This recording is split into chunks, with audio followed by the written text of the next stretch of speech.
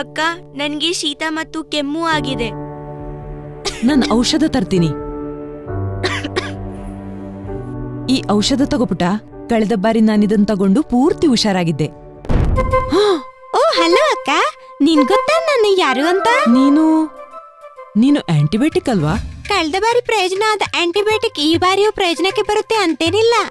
ಮತ್ತೆ ಈ ಔಷಧದ ಸ್ಟ್ರಿಪ್ ನಲ್ಲಿ ಕೆಂಪುಗೆರೆ ಕೂಡ ಇದೆ. ಈ ಔಷಧವನ್ನು ಡಾಕ್ಟರ್ ತಗೊಳ್ಳಕ್ಕೆ ಹೇಳಿದಾಗ ಮಾತ್ರ ತಗೋಬೇಕು. ಬೇರೆ ಬೇರೆ ರೋಗಗಳಿಗೆ ಬೇರೆ ಬೇರೆ ಆಂಟಿಬಯೋಟಿಕ್ಸ್ ಕೆಲಸ ಮಾಡ್ತವೆ. ಹೌದಾ?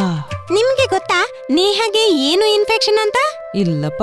ಇಲ್ಲಾಂದ್ರೆ ಸ್ವತಃ ಡಾಕ್ಟರ್ ಆಗ್ಬೇಡಿ, ಮತ್ತೆ ಡಾಕ್ಟರ್ ಜೊತೆ ಪರಾಮರ್ಶೆ ಮಾಡಿ. ಸರಿ. ಆಂಟಿಬಯೋಟಿಕ್ ತಗೋಬೇಕಾದ್ದು ಡಾಕ್ಟರ್ ಹೇಳಿದಾಗ ಮಾತ್ರ.